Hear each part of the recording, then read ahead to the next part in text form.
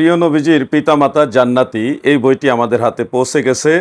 আমাদের দয়াল নবীজি রাসূল পাক সাল্লাল্লাহু আলাইহি ওয়াসাল্লামের সম্মানিত আব্বাজান আম্মাজান দুজনই আহলে ফিতরাতের অন্তর্ভুক্ত ছিলেন, আল্লাহ তাআলার একত্ববাদে বিশ্বাসী ছিলেন এবং দয়াল নবীজির নবুয়ত প্রচারকালীন সময়ে প্রিয় নবীজি আল্লাহ তাআলার দরবারে দোয়া করে উভয়জনকেই পুনরুজ্জীবিত করেছিলেন। আল্লাহ তাআলা তাদের জীবিত করেছিলেন এবং তারা দুজনেই নবীজির কালেমা পড়ে ঈমান গ্রহণ করেছিলেন।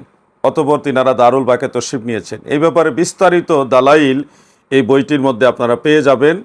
এমনকি হজরত ইব্রাহিম খলিল আলাইহিস সালাম তিনার আব্বাজান আম্মাজান যারা জন্মদাতা পিতামাতা ছিলেন তারাও জান্নাতি এবং একত্ববাদী ছিলেন। প্রিয় দর্শক, আজর ইব্রাহিম আলাইহিস সালামের জন্মদাতা পিতা ছিলেন না, তিনি ছিলেন চাচা এবং সে নিঃসন্দেহে জাহান্নামী। আর ইব্রাহিম আলাইহিস সালামের জন্মদাতা পিতামাতা তিনারা জান্নাতি। এই ব্যাপারে বিশুদ্ধ এবং অথেন্টিক দলিল এই বইটির মধ্যে রয়েছে।